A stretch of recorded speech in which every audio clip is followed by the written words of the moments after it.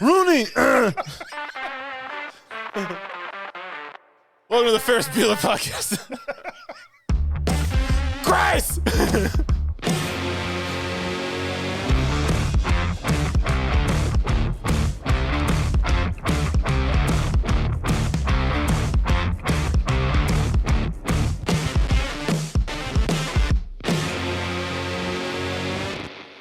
Hello and welcome to Entertain This, a podcast about movies, TV shows, and video games. My name is Tom. With me, I have Mitch. And Chirp, chirp. chirp, chirp, chirp. That's right. Hayden's not here. Even though technically he could have been, he just chose not to be, I guess. He could have been here. He could have. He has time to play video games, but he didn't have time to podcast. So if you would like to take out your frustrations on his lack of attendance, Mitch, social media, plug it on how they can tell us how they're mad Hayden's not here. Well, you can go to entertainthispodcast.com, which will also take you to our Facebook group and page. You can go to our Twitter, which is @thisentertain, or our Instagram, which is entertain.this. Also go to our YouTube and our TikTok, which is entertain!! Thank you, Mitch. Yeah. Before we get into the discussion, the meat and potatoes, if you will, of this episode, me and Mitch, we lost in a rigged D&D trivia to our guest, Chris, who's our now resident expert on all things Dungeons & Dragons. And we had to watch Mazes and Monsters, the 1982 TV film classic featuring in his first movie debut, Tom Hanks. Poor Tom Hanks. Poor Tom Hanks. I'm glad he improved his career afterwards. And the divorced mom from the Santa Claus. I didn't even realize that was her. Yeah, and I was looking at the cast. I was like, who is this person? I was like, why does she look familiar? And it's like, oh, it's the mom from the Santa Claus. Well, just to get into this movie, it was not good. It looked like a 70s indie project. It looked like it was filmed on like a camcorder from like 1978. I guess the movie is like to portray the satanic panic, which when Dungeons and Dragons came out, like people pretended that it was like, devil worshiping and all that kind of stuff. So no, it's just a bunch of people sitting in a basement pretending to be. Not in this movie. They decided to go into some caves. They were extremely well lit. I'm just saying. Very well lit caves. Very well lit. I don't know if you've been in many caves and can attest to the lighting of said caves, but if stalagmites just produce light on their own, I don't know. But the movie's about the game Mazes and Monsters, and it's about 3 college kids at a fictional university who want to play the game, and they're looking for a 4th person. So they put up ads, and Tom Hanks gets roped into it. They put up ads. You want to play a game? You want to play a game? Hey, you want a party? But Tom Hanks' character is reluctant. Yeah, because he was like a level 9 priest. I don't know. You paid a lot more attention cleric. than I did. I just remember he was like, I was a level 9, whatever, in the last campaign I was in. And they're just like, oh my God, you're level 9, you're so good. And I'm like, I don't know what that means. I was like, I just feel like you've played a while. Yeah. So he gets into it, budding romance with him and the mom from Santa Claus. And then Tom Hanks starts to go off the rails because he's blurring reality with the game. Somehow, like he's like walking through the cave and all of a sudden he sees a real monster coming at him and starts screaming, and somehow like he kills it in his imagination. Yeah, and then he like stabs a mugger in New York City because he has to find the 2 towers, and they're not talking about Barad-dûr and Orthanc. He literally just goes to New York City to find the World Trade Center. Yeah, and he's like some magic wizard in his dream tells him like he can't be with the girl that he likes. Yeah, and it's a homeless guy or something. Yeah, he's got to go and do this journey or whatever. Basically, he loses all grasp of reality is what happens, and his friends try to find him while hanging out in caves and still playing the game. Yeah. Like he just gets stupid into it and like loses his mind thinking he's his own character.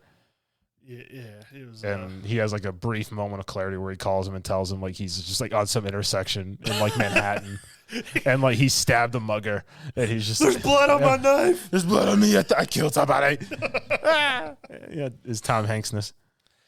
Yeah, it's. And then they find him, and then he's just like committed. Yeah. Not to an Samsung, but just to his house. Yeah. His parents' house. They're just like, he's not doing anything anymore now. He's just gonna hang out and pretend he's this guy, and he's just in an inn. I'll be honest, I got very lost in watching this movie. I had to watch it 3 times. I was not going to watch this more than once. I didn't watch it. Sorry. Bless you. I didn't watch the whole thing 3 times, but I had to try and watch 3 separate times because I was falling asleep every time. It was a boring film. Yes, it was. And then I read the young kid who's wearing a different hat in just every scene. Like one he has like the fighter pilot hat on with the goggles. Another one he's just wearing a construction helmet, and then he has like a fedora, and then like the Sherlock Holmes hat, and it's like, okay, you're just that guy. And then you had like the one like I don't know. That if was the kid for Meatballs. I don't know if he was a jock or some kind of sports guy. Yeah, he did not fit the description. No, of being there. He didn't seem like he should have been in this movie. Like really tall, like obnoxiously handsome, blonde. It's like, why are you here? Yeah, it's like, are you doing this? Just the kid with the weird hats and the bird named Merlin. I get it. Everyone else who's played this, I didn't quite grasp. Well, and I was completely lost. Like when he came home and he's like, "Yeah, my mom redecorates the house." And he like walks every in, weekend. Everything was white, like the chairs, everything. Every single thing in that room was like the bird cage, the wall, perfect white. And then he comes back later and it's like a Dungeons and Dragons room. It's like, what? Okay, but it was a very slow movie. It was a very bad movie. I did not enjoy it. It was boring. It was very boring. Tom Hanks was not funny. No. He was not the Tom Hanks we all came to know and love. He wasn't funny, charming, nothing. I feel like he was just stuck there. Yeah. He was like, my agent tricked me, but I have to read these lines. If he just looks at the camera and goes, everybody's got to start somewhere. I'd have believed it. I just looked and went, all right, I get it, Tom Hanks. It's okay. There's a reason this movie's on Tubi. It was free on YouTube. Oh, it was on YouTube also? Yeah. I watched it through Tubi. I had ads. I didn't have any ads. Ads probably would have made it better. 100 minutes of just, okay, get on with it. Get on with it. Get on with it. And then, like, they're throwing the Halloween party in the kids' dorm room, and everyone's shoulder to shoulder. Yeah. In this tiny room, like maybe like 20 by 20. Because that's how you party. You know, you stand side by side and just look at each other. And then the one kid like makes like what he probably thought was the greatest joke in the world because the guy shows up in a Frankenstein mask, like, you know, like a sports jacket with glasses on, and he opens the door and goes, "Hey, I told you to wear a costume," and he's like, "Oh, very funny." And it's like, yeah, wow, that landed. That was a knee slapper. Ugh. I would rate this movie a 4 out of 10. I would never watch this movie again. I will never watch it again. Never. I would not recommend anybody unless to I'm watch being it. Forced at gunpoint. Like, you have to rewatch Mazes and Monsters. Even then, I'd be like, just shoot me. I don't want to watch this. Even if you're the biggest D&D fan ever, I would not recommend watching this movie because it had very little to do with D&D. It was just like him losing his mind, yeah, and just going on his little merry delusional adventure. They just use it as an excuse to like send this guy off the deep end. Yes, it was not good. No, but now that's out of the way. Thanks, Chris. We can get on to the meat and potatoes of this episode. 10, 9, 8, 7, 6, all the way from 10. 5, 4, yes, it is. 3, 2, 1. We're going to have our top 10 Power Ranger villains and our top 5 series. Me and Tom, we're going to count down through. So, since Hayden's not here, which means we have free reign to talk about Power Rangers, not be judged. And since the 19th, yes, when Power Rangers Wednesday. Once and Always comes out. Yeah, there'll be the 30th anniversary special. Have some of the original characters back, some from different seasons, but it's pretty neat to have a show that was on 30 years ago, get their characters to come back just to make a special that's like an hour long. But I don't know, it's kind of fun. I'm excited for it. I was watching the trailer before you came over, and I was like, yeah, I'm kind of excited to watch it. The production looks kind of like, yeah. I mean, it looks like Power Rangers level. But it's going to be nostalgic. Yeah. That's what I'm here for, even though some of the original Rangers aren't going to be in it. Yeah, unfortunately, it's only going to be a certain ones. JDF had passed away. Yeah. Kimberly wasn't able to be in it. Jason had legal troubles and wasn't allowed to leave the country. Yes, that's why. Doi Trang, I mean, she passed away in 2001? No, it was a car accident. I thought it was later than that. I can't remember. She passed away in the early 2000s from a car accident, the original Yellow Ranger. So she wasn't. So where do you want to start? Well, I figured we just start with our top 10 Rangers of all time. Now, we kind of excluded Tommy because me and Every list you look at online, like the best powerful, ultimate rangers of all time, Tommy Oliver is number one every single time. And me and Tom because agreed. It's true. Yeah, me and Tom It's agreed. He's the best. So we just kind of that guy was like 7 different Power Rangers. Yeah, he was in charge forever.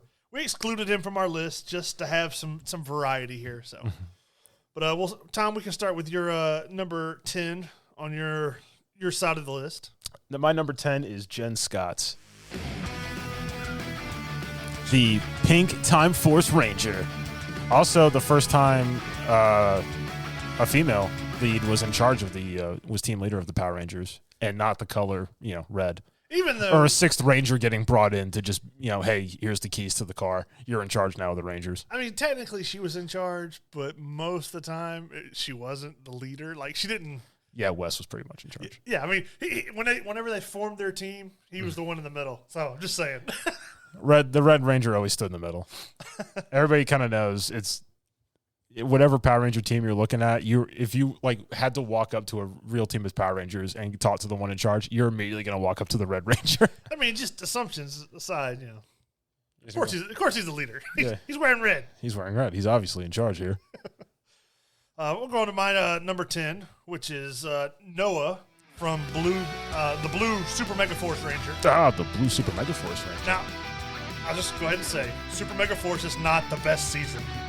Neither is Mega Force, but the character does really well. He's a lot like Billy, where he's the nerd of the group. He does all this, the computer stuff and tech and everything. But he grows a lot because they have 2 seasons for him to kind of grow. But he starts off as like this nerdy guy, and then because all of them use swords for their characters, they don't have like individual weapons. He ends up being like one of the better sword fighters, and he's actually like fighting monsters one-on-one and winning. And he has like one scene at the end where like he's fighting the monster and he's using all his power, like because he's fully morphed, and as he's fighting, he's like uses one last hit like against the other guy's sword, and like his suit just kind of like dissolves away to where it's just him holding the sword and ends up beating the guy. It's pretty cool looking. He does an ultimate power fusion into the sword. Yeah, I mean it's one of the better cheating. Sword fights in all of Power Rangers. If you can't do it while morphed, it don't count. But I really like his character, and it's one that not a whole lot of people will always choose. But anyways, we'll move on to your number 9. My number 9 is Kimberly. The Kimberly Hart, the original Pink Power Ranger. Every young boy's first crush. Yeah, she had my heart. She had my heart. She had my heart until Cat. Yeah. Blondes. Yeah. I mean, Kimberly was like the stereotypical cheerleader girl who goes through the character arc of becoming a more well-rounded person and human and ranger. Yeah, I kind of thought it was like, granted, they had outside, the story reasons that Kimberly left, but I thought it was kind of cheap. Just, she was a Power Ranger, but she decided she's going to go compete in the Olympics, so she's no longer going to be a Power Ranger. I thought that was kind of a throwaway story. Yeah, that's just the reason we're going to give that she's leaving. We're just going to write her off. So. Even though she was in the first movie, and she's in Turbo. Yeah, she comes back for Turbo. So. And so does Jason. Yeah, I forgot about that. Even though they're not Rangers. Yeah, but then they get like infused with this like evil thing. Yeah, they get like Sith eyes, and they're beating the snot out of the Turbo Rangers. Yeah, beating the Turbo Rangers while not morphed. So, but I'm going on to my number 9 for my side of the list. I have the Shadow Ranger, which is the SPD 6th Ranger.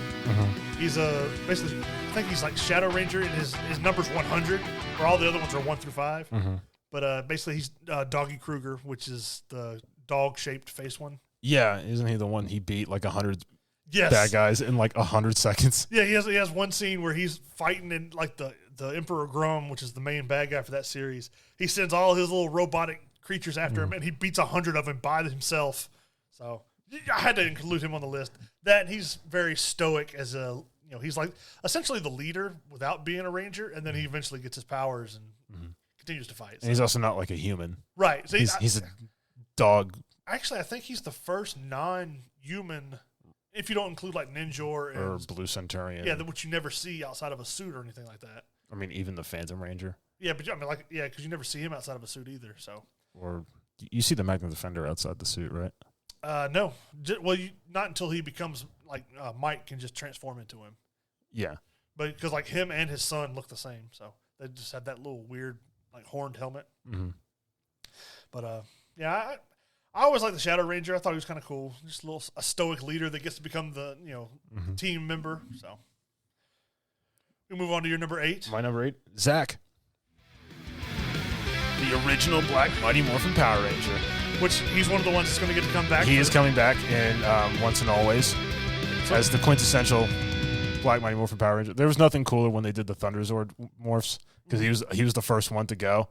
Where he's like Mastodon Lion Thunder. The way he just said it and moved, it was like, yeah! And he came up with the hip-hop keto. Hip-hop keto, which is cool. I mean, in the 90s, that's what people were into. And, up until within the last few years, I never noticed one thing. He's missing a finger. Is he really? Yes. I think it's his left hand. He's missing one of his fingers. And I never noticed that throughout the entire... He was just born that way. Yeah. But I never noticed that the entire time he was in the series. I've never noticed that either. I saw him doing some kind of interview or something like that, like afterward, like, for like, I guess it was when the 2017 movie came out. Mm-hmm. He was talking to somebody, and I just saw him like waving his hand around, talking, and like put his hand up to it. I was like, wait a minute. Something's not right here. 1, 2, 3, 4. I was confused. I was like, oh. And then when I go back and look, I've actually looked for it. And I'm like, oh, I guess he didn't. I just never noticed as a kid. So, I thought he was one of the coolest Rangers, and he was the second in command yeah. of the Power Rangers behind Jason. Yeah. And he also got to use the Dragon Shield. I was going to say, yeah, he got to use the Dragon Shield once, or was it twice? Once or twice. But, it looked good on him, too. That and the Giant Axe blaster weapon. That was like the coolest one. But he never used the blaster very often. Like, most of the time, he just used that. They never used the blasters that often. Yeah, I know. That was always like a plot convenience where it's like we can't beat him just by punching him to death. It's like blasters, form up the cool weapons and tools, the daggers, the spike, the sword, the bow and arrow. But yeah, as you'll be able to tell as we continue through our list, Tom only watched the main first 5 or 6 seasons. Yeah, I watched, and then you've seen bits and pieces of other stuff. I mean, I watched original Mighty Morphin Zeo, Turbo, In Space, Lost Galaxy. Wild Force, I think, was after that. Time Force, I said. SPD. Is that the one with the train? SPD is... The train Megazord? That was, obnoxiously huge, because I had that toy as a kid. I remember watching that one. I haven't seen every season, but I've seen most, and then I've seen the ones that I haven't seen, I've seen bits and pieces of. I think it was SPD. That's what of what? Or, no, Lightspeed Rescue is what I'm thinking of. Oh, the train? Yeah, Lightspeed Rescue. Yeah, I think so. I think after that is when I stopped. Lightspeed's one of the ones that I've seen a lot of people say that's one of their favorites. I've never seen that season, but how dare you? I'm sorry. You're not a real fan. Going on to my number 8, I have the Magna Defender. I try not to pick special or 6th Rangers. I couldn't help it. They're some of the best ones. But I have the Magna Defender as my number 8 on my list, just because he comes in and he's doing his own thing. He's like, I'm going to save the world my way. And just shrugs off the Ranger. And he had a cape. Yeah. That meant he was in charge. Well, I thought it was kind of cool. His little backstory. I had his Megazord. Was it the bull? Scorpio killed his son. Mm-hmm. So he's trying to get revenge. And he was trapped down in this little crevice until Mike started to fall. And he somehow catches him with his sword, impales him into a wall. Let me save you. I missed. I underthrew that. That's not good. But it's pretty cool. Walk it off, kid. He gets to come in and he's got a gun that turns into a sword that he's got a bull Megazord where basically he grows and then steps into the sword. I don't know. It's like a mech suit armor. Yeah. So my Defender was pretty cool. I always liked him. I had it because they had the motorcycle toys, right? That yes. The whole cage thing that folded over. Yeah. Yeah, I had his. I remember having the action figures. His legs were far apart, so we could sit on the motorcycle. All right, well, we can move on to your number 7. Cat. She gets the Zeo because that was her one full series for herself. It was. I thought Cat was a better addition to Kimberly. I did too. No, I mean, I thought the whole Calm down, Mitch. I thought the whole fact that she was a literal cat. Yeah, she started out evil. She could turn into a cat. Yeah, I thought that was kind of dumb, but I did like her as the character. I think they got rid of that where she. Yeah, it was a very short-lived little thing. Yeah, little power. But I mean, she was the second pink Mighty Morphin Power Ranger, the pink Zeo Ranger, and the first pink Turbo Ranger. Yeah. Yeah, she's and then I've met her. she was pretty cool. I met her at the Ranger stop last year, and she was pretty cool. She's one of the ones that like hosts and play a lot of the stuff. Yeah, she does a lot of it. But I was kind of surprised, like, because they're the Power Rangers. You never see them getting tattoos or like with tattoos and stuff on. And she was over there just getting her tattoo done by some guy that was doing like a tattoo artist inside the convention. So just hanging out, just doing tattoos. Yeah, pretty much. What kind of tattoo did she get? It's some kind of I think it was like a Japanese symbol or something on her wrist. I think duck sauce. I don't know. I just I know that when I was escorting people to go do the photo ops, I was trying to get her, and she was in the middle of getting a tattoo. I was like, ah! I should have put for my number one, Mitch. He's the Power Rangers bodyguard. I tried. Yeah. But, yeah, because I liked her better as the Zeo Ranger than I did the others. I think she was best as the Zeo Ranger.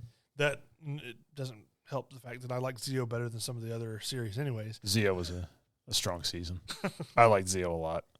Zeo gets some hate, but Zeo to me was pretty damn awesome. They had some pretty good bad guys too. I mean, none of them stood out solely by themselves. I feel like, but a lot of them, like as a group of bad guys, they worked out really well. I just remember the episode where Rocky tries to prove himself, like fighting a bunch of guys alone. And he gets the crap beaten out of him, and I'm like, that's what you get, Rocky. And then like he loses some like special like MacGuffin that they needed for the episode. Yeah. And then and everyone else has to go fight everybody and get it back because he lost it. And it's like, good job, Rocky. That's why you got demoted from red to blue. And then removed for a child. Yeah, you got kicked out for Justin. How does that feel? Poor guy. Poor Rocky. But they're friends in real life. Well, thank God. I can sleep soundly at night. All right. We'll go on to my number 7. Lost Galaxy. Staying with Lost Galaxy, I have Leo the Red Ranger. He has some of the cool scenes. Like, he wasn't even supposed to be a ranger. Like, his brother's the one that pulled the sword out and then gave it to him when he was falling. Mm-hmm. So take this, you need it.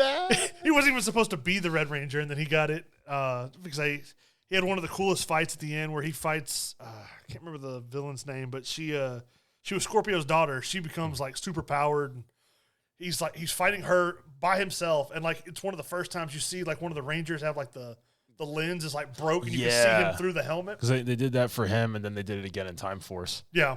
But it was really cool just to see, like, he'd been beaten up enough where you could see the person through the helmet. Mm-hmm. And then he ends up losing his power, still has the sword, and, like, rips his shirt off and goes to fight her without powers. It was a cool episode. That's awesome. But, yeah, I liked him. I thought he was a pretty good leader. So I don't remember much about Lost Galaxy. I always remembered more stuff about Mighty Morphin and Zeo. Yeah, I mean, Lost Galaxy is one that I stopped watching after In Space, and then Lost Galaxy is one I had to go back and watch again. But it's pretty good. Like, it's a lot better than I thought it was going to be. I like it a lot better than some of the newer seasons that they've had. Mm-hmm. But it's definitely not better than. And that was the first one where they just recasted every Ranger. Yeah, from that point they didn't like transfer powers, pass on the mantle. It was just nope, totally new Rangers, totally new place. Yeah, from that point on, they were all just like recasted. So new toy line. Bandai got to make that money. But we can move on to your number 6. My number 6 is TJ, the second Red Turbo Ranger after being bequeathed the power by Tommy Oliver, and then also the blue In Space Ranger. Yep. Which I think he was better as the blue In Space Ranger. Yeah, I do too. Because he seemed like he actually knew what he was doing by that point. Yeah, I mean, where in Red Space he got baked into a pizza. Oh, yeah. I mean, when in Turbo he got baked into a pizza. Oh, yeah, I remember that. You just pulled that at, like, the recesses of my mind. Yeah, it was not. Kind of disappointing. Yeah, Turbo was a weak season. Turbo was very weak, especially after they passed on the torch with Adam and Kat and Tommy leaving. Yeah, I think so. I was disappointed with that. Tanya. They grew on me, though. They grew on me. When they went to space, I liked them a lot better. When they went to In Space and basically just took up the mantle of the rest of the In Space team, because at that point, Andros just didn't need a team. Yeah. He was doing it all on his back. Well, I was fixing to say something, but yeah, I'll talk more about it when we get to Andros. But I thought him having Ranger experience and being a number 2 seasoned guy, I think that fit his. And something that I noticed a lot is a lot of times Andros would go off and do his own thing, and then he would lead the rest of them. So yeah. He was like the de facto. Granted, he was the number 2, but he was like the de facto leader because, like I said, Andros would go off and handle a mission, and then it's TJ and the rest of them to deal with stuff. So, well, I mean, the rest of them. I mean, all 4 of them were Turbo Rangers. Yeah, and I did like the fact that there's one episode where he goes back and sees Justin. He's like, "Look, we're both blue." So it was pretty cool. But all right, we're going on to my number 6. It's a little lower on the list than what yours is, but I have Billy in my number 6. Billy belongs like number 2 or 3. But I really liked him. He's a good ranger. He eventually just became like he was the brains of that whole operation. He was. He's the one who made the communicators. Yeah. Who could get him into the morphing grid and teleport into the power chamber. Yeah. Designed the Megazords. Yeah, because when it came to Zeo and further, he designed the Megazords. Like the upgrades, all the armors. He designed the suits. He helped redesign the Zeo suits. The power chamber. The power chamber. Yeah. So he was the brains of that whole operation. Like he was doing stuff Zordon didn't think of. He was like, oh man, this guy's good. I think he's also the one who designed and did the powers for the White Ranger. No, he discovered that one though. Because I remember when in that episode where he falls down like this invisible tunnel, like all of a sudden, but he's watching Alpha and Zordon make the White Ranger. Mm-hmm. So he didn't make that one, but he made a lot of the others. Anytime any like portal, like they had to go and save Jason, he had to access the dark dimension. Mm-hmm. He's the one that makes the portal just out of nothing. When it's like, oh man, we need technology to do stuff. Billy, fix it, help. He makes a flying car that can travel to the command center. The Rad Bug. Yeah. Which is going to be back in the Once and Forever, Once and Always show. That's awesome. Yeah, there's one part of the trailer where you see him, Zach, and then the other girl that's going to be taking the place of the Yellow Ranger. Mm-hmm. They're all riding in the car. That was awesome. I missed that bit. But I really liked it. It's pretty good.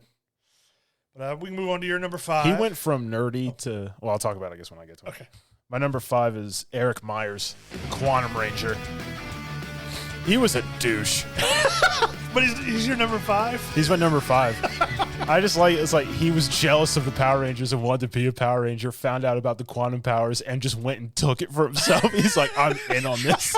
That there is no ifs, ands, or buts. I'm going to be a Power Ranger. That's mine. And even like the quantum power was just like, whoa, dude. And he like forced it to his will. Well, not only that. That and the Quantum Rex. Yeah, because not only did he had take to tame the Megazord. He took the powers, and then when they found out about the Quantum Rex, he went and took that because they were all going back in time to find it. Yeah. He basically showed up and was like, nah, I'm taking this too. No, mine. And I mean, the Red Time Force Ranger and his outfits were similar, but his had spikes. Yeah. Like his had like zigzags and lightning on it, and it looked cooler. Yeah. And then he gets to come back in the Forever Red. Yeah, he did come back in Forever Red. Even though he's not, he's red, but he's not technically the Red Ranger.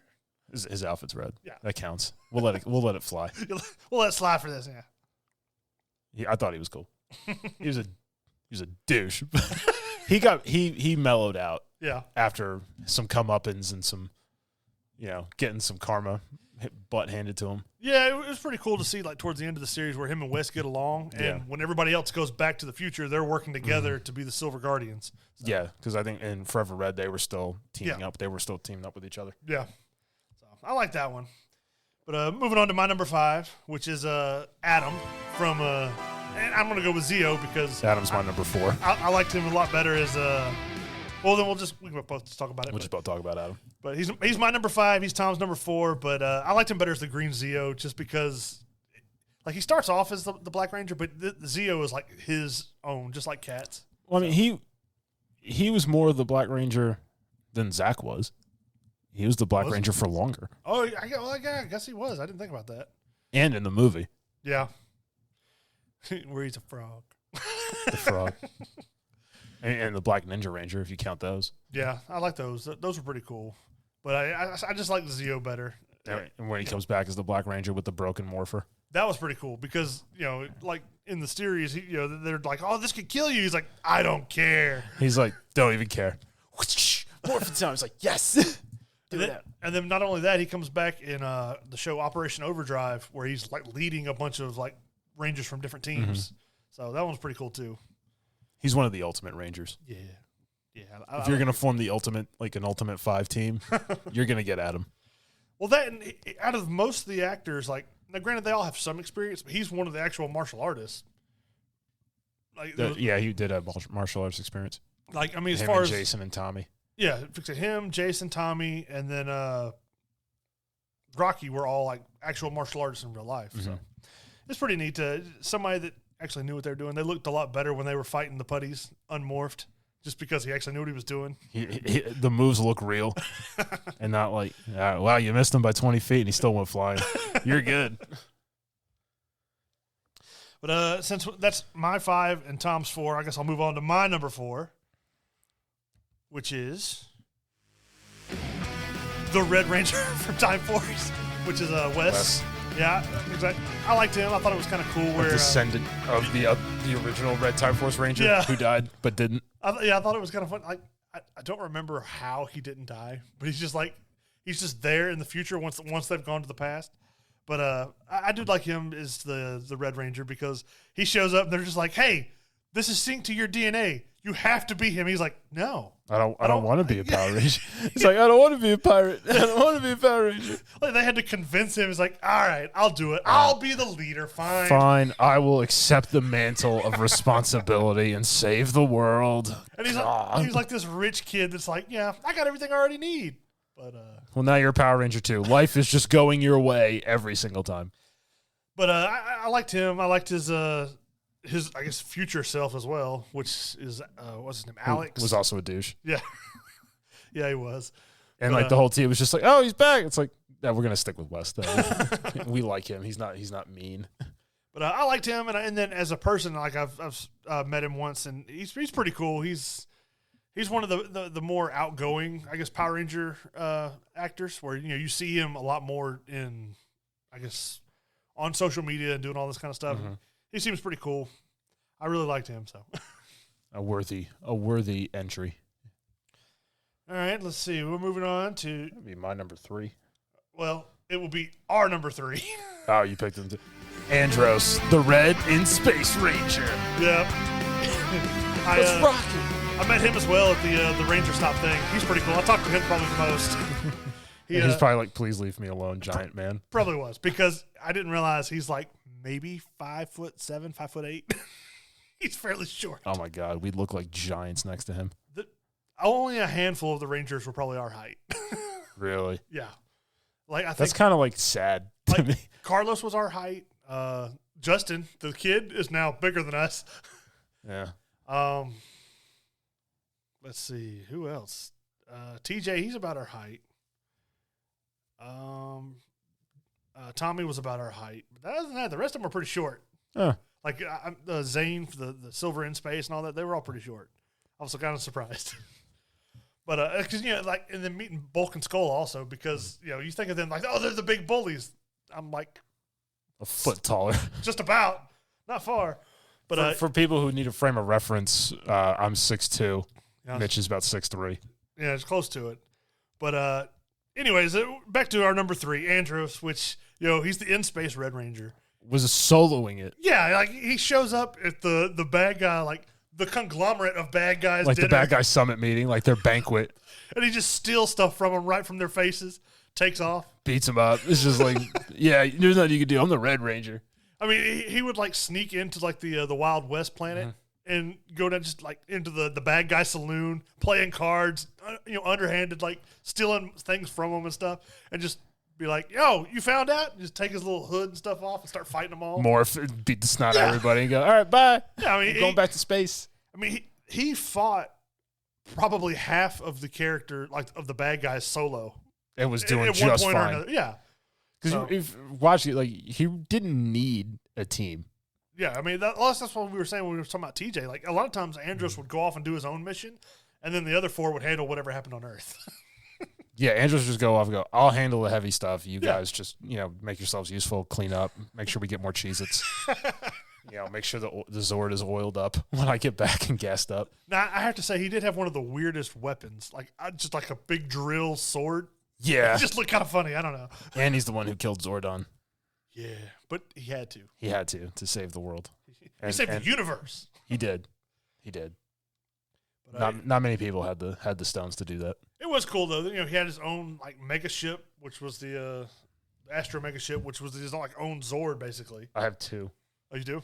Yeah, I have the blue one. It's not in here. It's somewhere at my parents' house. Oh, okay. But I have the blue one, and then I have the black and gold version. Okay. I know they had like a black and gold of the original Dinozord, but I didn't know they had the Megaship one too. Yeah, I had that from like when it came out, like back in the day. Oh, well, aren't you special? Yeah. Yes, as a matter of fact, I am. But yeah, I really like Andros. He's probably one of my cool hair. top favorite. Yeah, he's got like a short mohawk kind of thing now. But because it was him, the rest of the Rangers, the Titanium Ranger that season. No, that was a Silver in Space. Titanium was Lightspeed. That's right, Silver. But he's a pretty cool guy. I got his autograph picture and stuff. But he likes to drink. He's a big drinker. My kind of Ranger. He's pretty goofy though when he drinks. So, but I'll hang out with Andros. Anyways, well, I guess we'll move on to since that was both of our number 3s, we'll move on to Tom's number 2, which is Billy. Yep, and rightfully so. The true genius of Power Rangers. Yeah. I mean, he had a nerdy dude. He almost didn't get the part. Why not? He came in like dressed like normal. Like he's a fit looking guy, and like he didn't have glasses or any of that stuff. Oh, I do remember he tried out for the Red Ranger originally.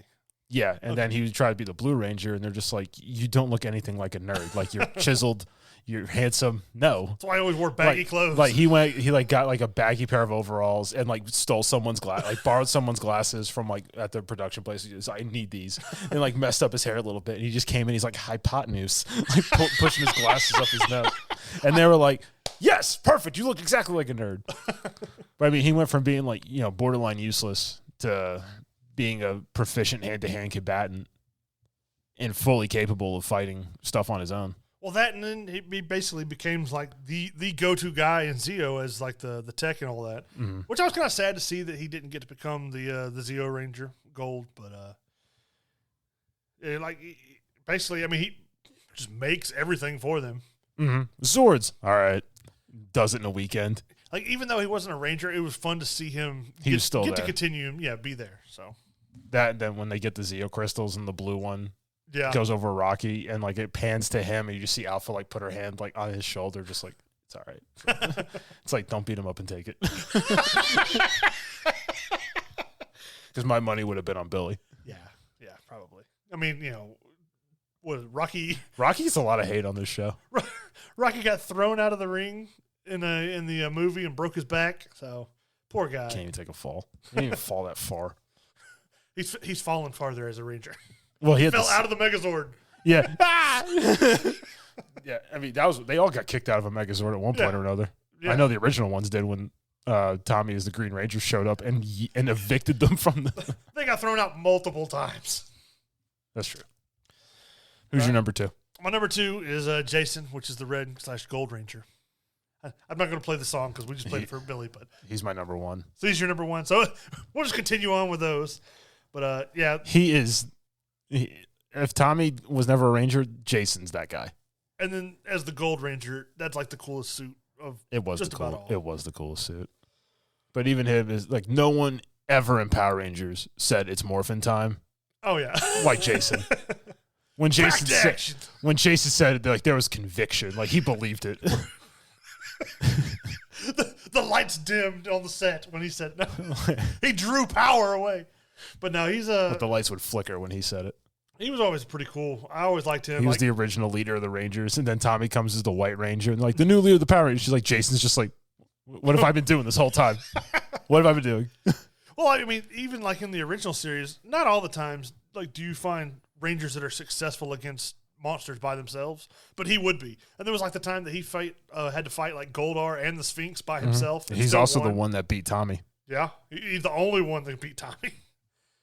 Is he the only one that beat Tommy the entire time? Yep. Yeah, because he beat him as the Gold Ranger in Zeo when Tommy was mind controlled. He had to beat him. He was the only one capable of beating Tommy Oliver. It's like, oh man, Tommy's under my control. Oh, Jason! Here, boy! And he's just like, it's morphin' time. It's like, yes! But, yeah, I mean, you can't beat Jason. And then when they had, like, the Forever Red, he comes riding up on a motorcycle. Yeah. He's like, oh, yeah, by the way. Or, like, I think it's him in the Wild Force. Yeah. Ranger, like he gets like knocked back, and he's like, stand back, rookie. He's like, let me show you how it's done. Well, and he just like beats the brakes off of whoever he's fighting. Well, I like when they're getting introduced, the Wild Force Ranger like slaps his hand and cleans it off and gets ready to shake his hand. He just looks at him and he's like, What's up? And just keeps Yeah, on walking. He goes and talks to Tommy. She's like, I know you. Yeah.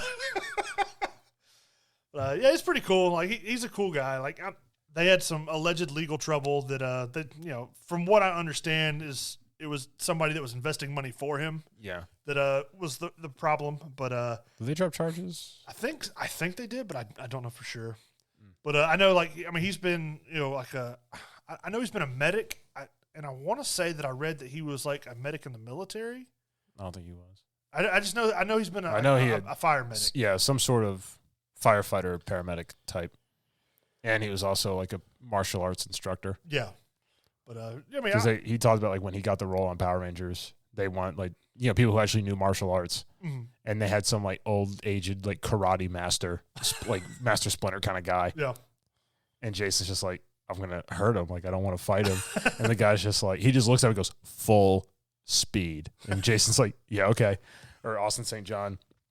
And he's like, when he said full speed, he meant it. Because, like, he moved and I went to set up. And if I wasn't going full speed, he'd have knocked my jaw off my face into the next room. But, yeah, I've always liked Jason. He's a good character. He's a good guy. But I have to say that my number one. I know who your number one is. My number one is someone that you don't even know who he is. It's the Phantom Ranger. It is the Phantom Ranger. It should have been Billy. No, well, yeah, he should have been the Phantom Ranger. But anyways, Phantom Ranger is my favorite just because I like the mystery to the character. Like, you don't exactly know who he is. Mm-hmm. The comics have kind of changed that a little bit. But in the series, the TV series, he shows up. He's like, "Oh, y'all getting your butts kicked? Here, try these swords." He's just hands out Megazords like yeah. It's like candy, like he's Mr. Beast or something. Just like, yeah, here you go. Well, and when he first shows up, they're getting their butts kicked. He shows up, beats all the people while invisible, and then just like, "Oh, yeah, this is me," and he just like turns visible to where they can see him. Says like 2 words and then just walks off and turns invisible as he's walking away. Like Predator. Yeah. I'll see you guys later. But he was cool. Although he looked like a Halo ODST. He did. Soldier. I liked the suit, though. I thought it was cool. The suit was cool. But then also he comes back in space, and he's like the one. He's out there, you find out, tracking down wherever the people had stolen Zordon. Mm-hmm. He's tracking them down, fighting like the entire. Zordon. Divatox has all her Piranatrons or whatever, like trying to move him before the Rangers find him. And the Phantom Ranger's fighting like basically her entire army by himself. And ends up like getting his message out to the In-Space Rangers to come and save him. So he's definitely one of my. Even though he's got like maybe a handful of episodes. Yeah, he's not in that much stuff. Between the 2 seasons, I think he's in maybe 12 episodes. If we were doing, because I tried not to do 6th Rangers. Yeah. The only one I think I have on here who is a 6th Ranger is Jason. Yeah. But everybody else wasn't. And Eric, but. Yeah, and Eric, but I probably would have included him, Blue Centurion, the Magna Defender. I had to. They're just my favorite, so. Tommy. But we already agreed Tommy's excluded. But I always like the Phantom Ranger. No one else can be number one. In the comics, they've kind of revealed that he was like what they call the Morphonaut, which he was one of the first people to go into the morphing grid to explore it. And so he's made of morphing energy. Because I thought it was like something like he was like the spirits of like dead Rangers, like inhabiting a suit. That was something that was like rumored, but in the comics, he's officially made, like he's someone that was going to explore the morphing grid like for the first time, and basically I want to say he got stuck or something like that. He became one with the grid. Basically, I mean that's what the suit does. It contains the morphing energy on the inside to where he stays alive. So I always liked his character. He's pretty cool.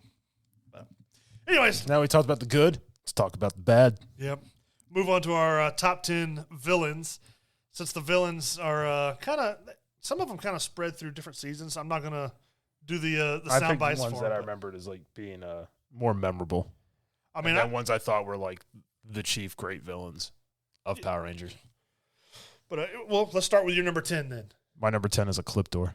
And he's actually my number 2. He's your 2, my 10? Yeah. But I mean, I like the Clip Door. He was. I like the Clip Door. He seemed good. He seemed more of like an honorable bad guy. I mean, he was a bad guy, but he would do whatever it took to keep Astronema safe, whether it meant beating up another villain or beating up the Rangers. Yeah. So, he was in business as like a fatherly protector who just happened to be a bad guy. Yeah. And he looked really cool. Yeah, I liked his like lime green and black, to do when his red digitized, eyes. yeah, look, and the spiky head. And then he becomes like red towards the end of the series. He's like red and silver, like red with silver lines, because they do something to him, and he's like, I can't remember if he's like brainwashed or something like that, but Will they do the same thing to Astronema? yeah, they do. But I liked his character just because, he would stand up to the Psycho Rangers when they wanted to I was going to put the Psycho Rangers. The Psycho Rangers aren't on my list just because if you put them, you got to put all. You got to put all 5. I know. Did you put them? I put it as the Psycho Rangers. Just the Psycho Rangers in general. Anyways, my number 10 for the villains is Vrak, which is a villain from the Super Mega Force series. Okay, I don't remember that one. But basically, he's a guy that he starts off as like a general to like the main bad guy, but then he's just like constantly manipulating even the bad guys and like another sect of bad guys to go after the Rangers for him. So he doesn't have to do it and get his butt kicked? Oh, no. He can fight. He just doesn't want to be bothered. He's essentially the prince to the admiral of like the second season of Super Mega Force. Okay. He's the younger brother, and his older brother is like the second in command. Well, he's working for another general that works for his dad. But he's in there like it's like Prince Casket. Pretty much, yeah. He's manipulating people, but then like he has his regular form, and then he has like an armored form, which when he would go and fight would have blades and stuff all over it. Well, then when the Rangers beat that, he comes back as like this mechanized form because they basically just about killed him. And he comes back as like this mechanized, like tank-looking version. Mecha Frieza. Pretty much. I mean, because like he's got half face, half robot, and the rest of his body almost looks like a tank. Well, then they defeat that. Well, then he comes back as like this angelic form, like he's got these giant wings and stuff, and they have to beat him again. So he just keeps coming back. But I'd be getting pretty fed up if I had to keep beating the crap out. It's like, how many times do I have to teach you this lesson, old man? I mean, he's probably the best villain in that whole series because he actually comes close to winning several times. But he's a good villain. He's a good villain. I like his design. So, anyways, what's your number 9? Goldar. He's my number 1. Goldar's a henchman, but he's so good. He is. With or without wings that he may or may not be able to use to fly. We never know. I mean, he's like the first henchman that you see in the entire series. But he got nerfed because his first time he fights the Rangers, he beats the crap out of them. The only thing that kept him from beating the Rangers was Rita calling him back all the time. Yeah. Because she wanted to beat him. And then when she gets like captured or whatever, he's like sitting in the throne. Yeah. After like he's in charge. But it's like, he was like one of the few generals that actually could beat the entire team by himself. If he had to fight them. Yeah. He had a solid chance to beat the crap out of them. I mean, like the one time that he fought them, and then I think he had done something where he had manipulated them where they had to turn over their rings, the power coins. Their power coins. And then Tommy had to go get them. Yeah. And the only reason he got him was because they distracted him because they called the Dragonzord in. So he had to go help Scorpino fight the Dragonzord, so it left Tommy against all the putties. And it was like touch and go if Tommy was going to do it. I mean, you knew he would. Yeah. It's Power Rangers. But it was very close. Yeah. They kept it close. But yeah, Goldar was one of the coolest. Like, I kind of wish that they would have kept him in the Sphinx character. Because like they acted like they were like brothers or something in that episode. And then he just gets killed. But he gets blown up like all the other ones. But Goldar to me was one of the coolest bad guys of all of them. Just because like he actually was a threat until they nerfed him. Yeah, in the very beginning, he was like, oh, crap, it's Goldar. And then it was just like, oh, it's Goldar. But even when they nerfed him, then he just became really funny. Yeah, the one where him and Rita were brainwashed. Yeah. Or they have like amnesia. They don't know who they are. They're Skull servants. So stupid, but it was so funny. Yeah. They're driving around in like the motorcycle with sidecar. That was like its own little subplot of hilarity. But going on to my number 9 for the villains is Mezagog. Do you know who he is? No, I don't know who Mezagog is. In the Dino Thunder series, he's the main bad guy. When Tommy's the Black Dino Ranger, he's the main bad guy. He's really creepy. Like anyways, he's got this like. Basically, he's human shaped, but then he's got like 3 clawed fingers, and his head, the prosthetic for his head was really good, to where like. He basically looked like a T-Rex almost kind of head. Kind of, I mean, it had the teeth and the eyes. But he would like have this like slithering kind of raspy voice. And he was actually smart enough to where he just about beat Tommy by himself. But what really held him back was in the series, he was actually the White Ranger Trent's father, and it was almost like a Jekyll and Hyde kind of thing, where like when he would be the guy's dad, he was okay, like he was stern on him, but then he would like flip out, like turn into Mr. Hyde and become the Mesogog guy. So that's kind of what kept him from actually winning a lot of the fights, is his inner person stopping him. His Dr. Jekyll would come out instead of Hyde. But he was pretty cool. Then he had like a really monstrous side towards the very end of the series when he fought. But nice. He was a cool villain. So. My number 8 is Rancic. Yeah. From Time Force. He didn't make my list, but he was going to be the next one that I would have put on there. He grossed me out. Yeah. With his like oozy looking face, oozy arm. burn victim. Yeah. Metal head or half metal head nonsense. Yeah, he and then like when he'd pull his sword out, he'd like hit his leg and like pull a bone with his sword out his knee. Yeah, I remember that. Oh, God. And he was giving the Rangers the business. Yeah, he could take all of them pretty much at once. He's one of those villains that ended up like becoming essentially good at the end. Mm-hmm. He turned himself in and get to be captured or whatever, but he was a good villain. He saw the light. The actor was really good portraying the character. So he was. My number 8 is Korag, which do you know who he is? No. Anyway, he's in the. I don't like the series of Mystic Force, but he's like a giant knight that starts off as a bad guy. Mm-hmm. He's like the kind of purple and black, but he starts off. He's got basically a shield and a sword, and he's fighting like as a knight against all the other Rangers. But he's been called from the underworld to basically fight against them, and then later on you find out he's actually one of the good guys from back in the past that got corrupted, and then he comes back to try and fight. On their behalf, he turns red and black instead of purple and black. Mm-hmm. But he's really good. He has his own Zord where basically he turns into a giant centaur. That's pretty cool. So, I mean, he's good, but like he didn't have a whole lot to him that I remember. That's a pretty cool looking suit. But it's one of the better looking suits, especially for him to become the good guy. He just turns all the purple just turns red. So it would have been fine if it stayed purple. Yeah, but he was a really cool guy. I really liked his character. Anyways, your number 7 is Astronema, which was also my number 7. Oh, cool. We can just segue right into this. Also had a weird crush on Astronema. Yeah. Not when she had the bug head thing going on. That was weird. Oh, no. That was later. when she got like brainwashed. Yeah. Because she's Andross's sister. Yeah. And then she becomes the love interest of the Silver Ranger. Yeah, she gets kidnapped by Darkonda and becomes him. But yeah, I liked her a lot too when she had like the purple and the blue hair. Yeah. Anyways. Moving on. Before Mitch's wife calls. I thought she was a great villain because she was always giving him the business. Yeah. That she had, she was sympathetic. But she was conflicted. Yeah, you could sympathize with her because she starts to realize that she was kidnapped as a child. And brainwashed. Yeah. So she had a really good story arc with and her her too. confrontation with Andros. Yeah. Where she finds out that they're brother and sister. And then she also starts dating the Silver Ranger while she's Astronema. Yeah. It's like, I hate you Rangers. I'll see you tonight for dinner. It's like, wait, what? This is a weird dynamic. But yeah, I liked her too. She's probably one of the better villains. She was a more memorable villain. Yeah. Than a lot of just your rank and file people over the years.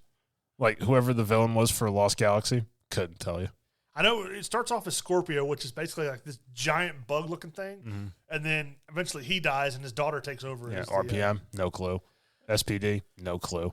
SPD is Grum, which I talked about. RPM is Vengix, the Vengix virus, which basically he's a robot that sends other robots. But yeah, been there, done that.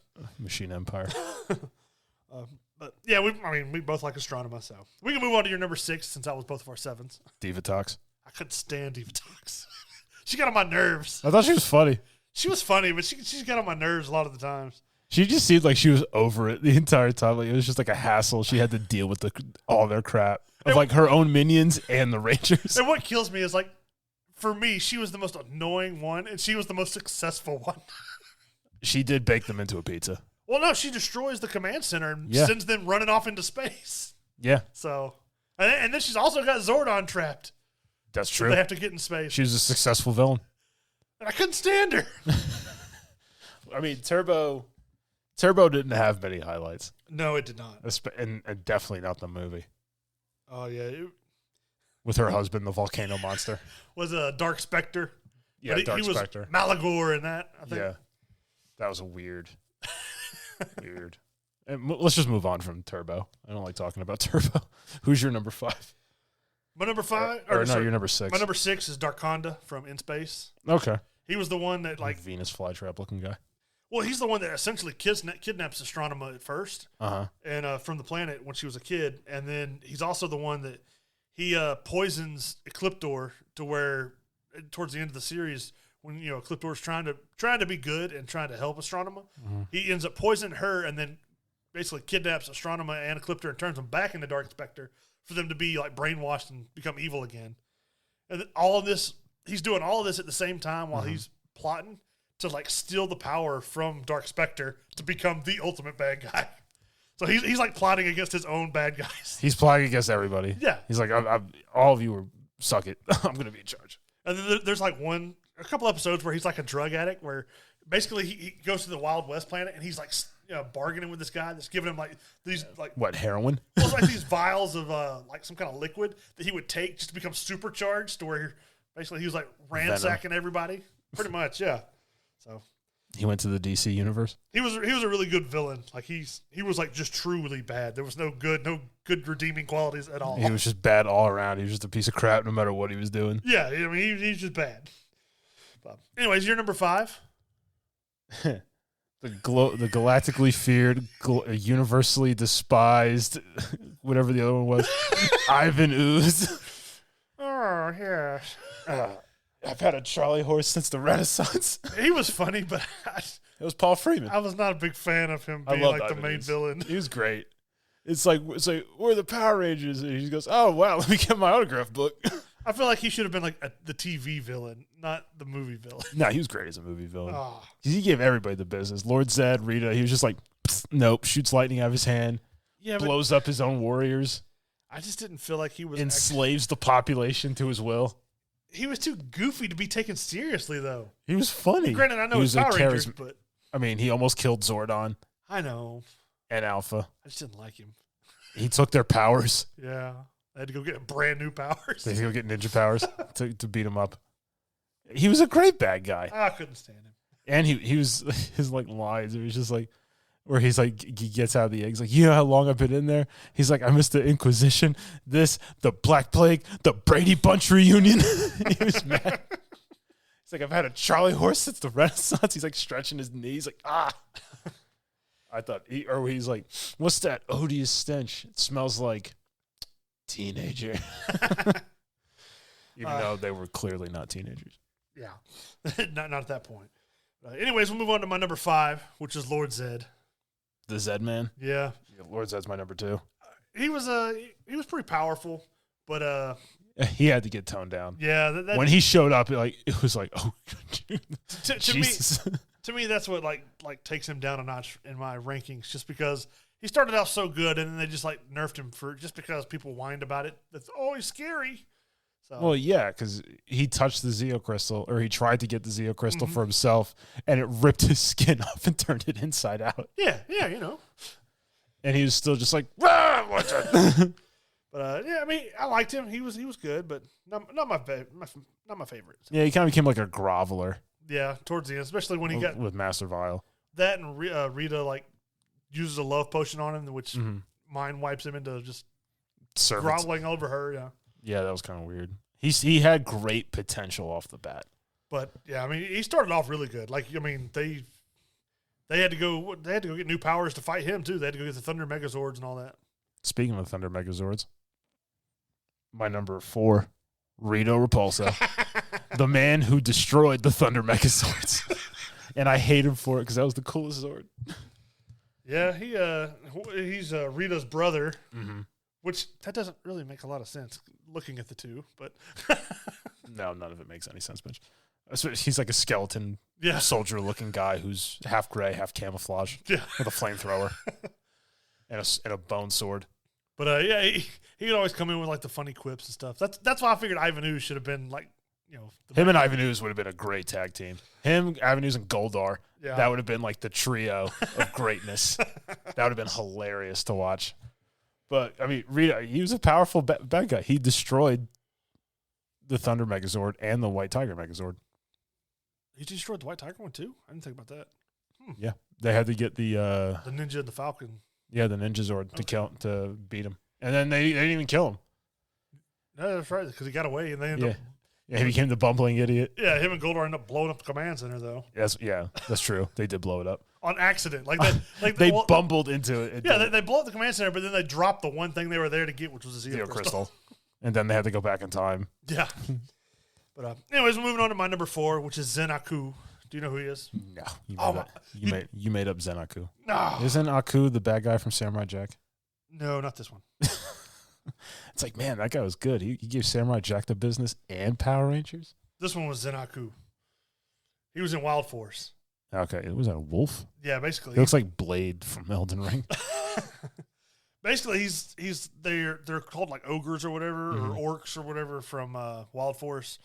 But he starts off as like this, basically like wolf kind of hybrid humanoid guy. thing.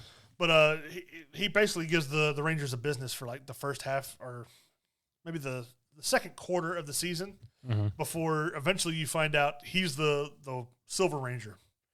Just he's been like the Silver Ranger is a 1,000-year-old soldier, but he put on this mask because all his team was defeated. So he put on this mask and became Zen Aku so he could defeat the bad guy of his time. But then it corrupted him over the years and he became Zen Aku, which he starts off as a bad guy and then he slowly like starts to become himself again as the series goes on.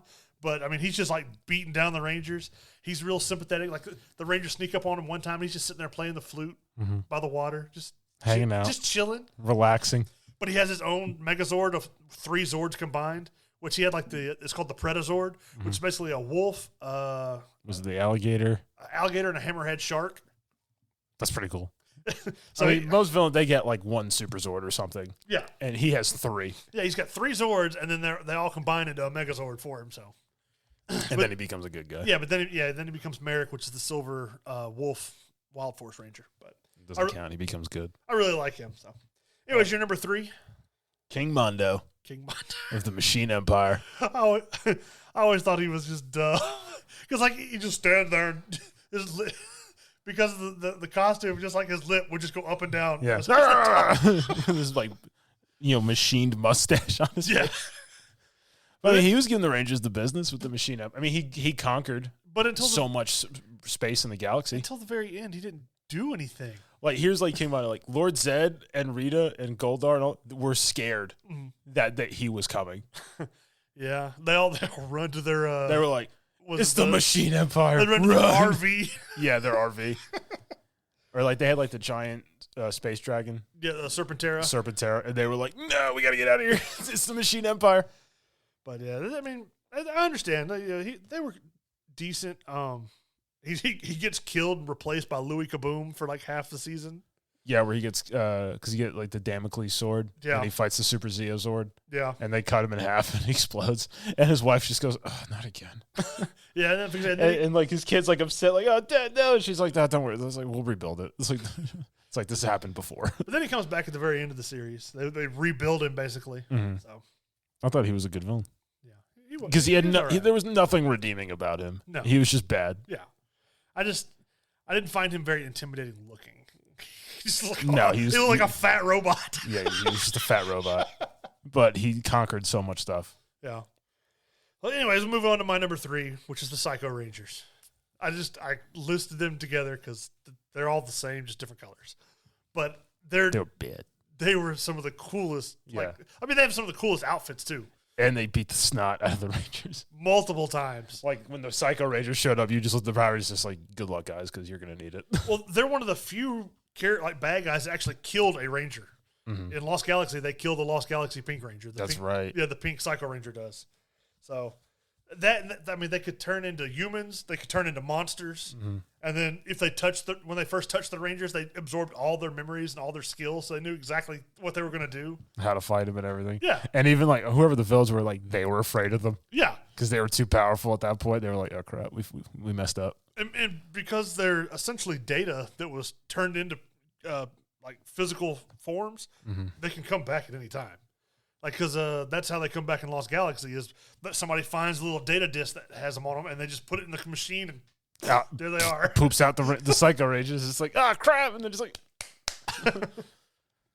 But I thought they were some of the coolest bad guys, especially with their costumes and stuff. So, but we'll kind of skip through here a little bit because number 2 is your Lord Zed. Yeah, number 2 is Lord Zed for me. Number 2 was my Ecliptor, which we've already talked about. Yeah. And number 1 was my Goldar, which we've already talked about. But we can talk about your number 1. Rita Repulsa. She's it. She's the quintessential Power Ranger villain. She's the first one. I know. She's in the beginning of the show in like the intro. Yeah. Like 10,000 years I'm free, time to conquer Earth. It's like make my monster grow. Yeah, and then she corrupted Tommy. Yeah. She in the biggest twist of you done messed up. Essentially, she made the coolest Ranger of all. She made the Green Ranger. Yeah, if she literally should just pick somebody else because she literally picked the one dude. Yeah, that ruined her entire existence. But it's true, but she was the ultimate villainous. She had some of the coolest people around her, like Finster. That was cool. That he would just go in there and like put something together with some clay. Like here you go. They put it on the conveyor belt. But she commanded Scorpina, Lokar. She was always plotting to kill the Rangers, and like she wasn't probably just like dominant. She was like, "No, we're gonna kill him. Like I want him dead." Now I have to say she did have some pretty creepy scenes when she was like chanting black magic stuff, and you'd see like the skull. Yeah, that was pretty creepy. From her moon base, or she'd come riding in on her tricycle through the air. I forgot about that. That was funny. That was definitely from the Japanese footage. That was definitely from Zeo Ranger. Yes, it was.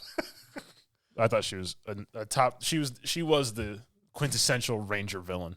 But actually, in after the, and she still was in like multiple seasons. Oh yeah, but after In Space, once the good wave goes through and turns her good again, in Mystic Force, she's actually the White Witch or the something Mother. But basically, she's a good the quintessential good guy that they have to contact. You have to find Rita Repulsa reformed. Well, basically, they had to contact her to learn how to do this certain spell because it's all magic stuff for Mystic Force, and basically they had to contact her to be able to defeat the main villain. So, does she look like Rita? I mean, it's the same actress, but she's got like a white, long, flowy wig, and she's wearing like white robes and all this stuff. She got like a queen kind of headdress. Do they know she was Rita Repulsa? Yes, they mentioned it in the show. They're like, she's like the most evil woman ever, but she's good now. So yeah, basically they mentioned it like she's good now. She's the White Mother or something like that. But she's pretty cool. But yeah, that's pretty much all the top 10 lists that we had there. And then we have our small top 5. Yeah. Which, I mean, we could probably breeze through. Yeah, we can breeze through these. My number 5 Ranger team is Mighty Morphin Power Rangers Season 3. And yeah, I was originally going to include all of Mighty Morphin altogether, but then you made a good point that Season 3 was... only featured one original Ranger, which is Billy. Yeah. Because then you have Tommy's the White Ranger, Rocky is the Red Ranger, Tanya... Aisha. Aisha is the Yellow Ranger, Adam, and Cat. And for me, number 5 was Lost Galaxy because I really liked that series. Both of us, for number 4, we had Time Force for our number 4s. Time Force was pretty cool. But, yeah, I mean, it was a different, kind of way they did stuff. But, Zero from the future went back in time to the modern day. Yeah. To whoop booty. And then we kind of interchanged our number 2s and 3s where... My number 3 was In Space. Which is my number 2. And then my number 3 is Zeo, which is my number 2. But Zeo, it was cool because you had the same Rangers for 3 years. And then it was the first time they changed suits. Yeah, they changed suits, their powers, their different swords, everything. Well, I mean, they'd done different swords, but just a total revamp of new suits, new intro. Yeah, a new command center, new everything. New everything. Same people. And then we had In Space because it's like the wrap-up of the entire Zordon era. Yeah. And it was actually... from like behind the scenes standards, it's actually the season that saved Power Rangers because they were going to end it with In Space, and then the ratings were so high that's why they continued to make Lost Galaxy and everything. Well, because Mighty Morphin was great, yeah, and then they started to dip. They did Zeo, which was like, all right, we're back. Yeah. Then they did Turbo, and they were like, all right, never again. Yeah. And then they did In Space, and it's like In Space, Star Wars-y kind of stuff, and it's like, oh yeah, this is this is on point. We want this. I mean, I feel like In Space has the best story out of all of them. Yeah. Just because it wraps In Space had a lot going on. Well, it wraps up a lot of different storylines that have continued throughout the entire series. But lastly, we both have Mighty Morphin the season original 1. 6. Yeah. Season 1, because you can't have any of the others without the original. And it has some of the coolest Rangers of all. So anybody who's loved Power Rangers knows the exact order they morph. Yeah. What is it? No, I don't know. You don't know? I don't remember off the top of my head. What is Zach? No, this was. I mean, you had the original 5, but with the inclusion of Tommy as the Green Ranger. Well, he was always first. Tommy went first. So Dragon Zord. I don't remember. Then it was Zach. Okay. Then Trini. No, I think it was Kimberly. Was it Kimberly? Okay. Kimberly, then Billy, then Trini, then Zach. Or then Jason. Okay. I couldn't remember. I was like, yeah, I remember. And then when I thought about it, I was like, no, I don't remember. I don't remember the order. But, yeah, I mean, it's... Especially in the morphin' time, they said it had, like, the morpher around him and the lightning. Yeah. That was so cool. But, yeah, I mean, granted, we're grown up now, but Power Rangers, it's been around since we were kids, and it's still fun to watch. I've been, showing clips to my niece. Yeah. She's 4 now, and she's kind of starting to get it. And then, her mom will be like, stop showing her that because she copies stuff she sees on TV. So if I show her a bunch of people doing karate and beating the crap out of people, she's just going to lose it and, start doing flying wheel kicks at the dog or something, or her sister. Also, my 2 nephews, my brother, he showed it to them, and they love the Power Rangers. My little girl, she kind of likes it. She likes the Pink Ranger. My son, he's not old enough to care at the moment, so. he just discovered he has feet. Pretty much. He's like, what are they doing down there? Pick him up, and he just starts kicking like, ha, ha, ha, ha, look at this. It's like, I'm in the air. This is magic, Dad. But, yeah, I mean, the show's, it's always been great to me. It has its up and downs as far as, the content. But this Wednesday on the 19th, they're going to have the Power Rangers Once and Always, which will be the 30th anniversary. Yeah, 30th anniversary. I think it's a 1-hour special, but it'll kind of be on Netflix. Yes, it'll kind of summarize, what's going to be going on with these characters since the original series. Allegedly, it's supposed to connect to the Cosmic Fury, which is the new series that's coming out later on this year. Okay. I know at least Billy has one episode where he appears in that as well. So I don't know how it connects. I know Zed's part of that series as well. So, that's to be determined. We'll just have to see. Yeah. But in 3 days. On Wednesday, April 19th. Watch it. That's when this new series our new episode will come out. So kind of excited to see. I know Mitch is has a timer set in his phone when he needs to be watching Netflix so he can see it. But yeah, I enjoy it. But I think that does it for our Power Ranger episode. Our Power Ranger. But we can't just stop yet. What do you mean we can't stop? Well, because we got to give Hayden a punishment. That's right. Because Hayden's he missed. Not here. He missed, and then we got to give him a punishment, and then I'm going to spin this punishment wheel. It's see if one of us gets something, or if he gets a double. Wait, what do you mean we? No, he's not here. We are here. We were here. That's okay. We're going to do the punishment wheel. No, I don't want to be punished for something I can't control. You don't get a choice. I don't. It's been spun. That's really loud, actually. It's annoying.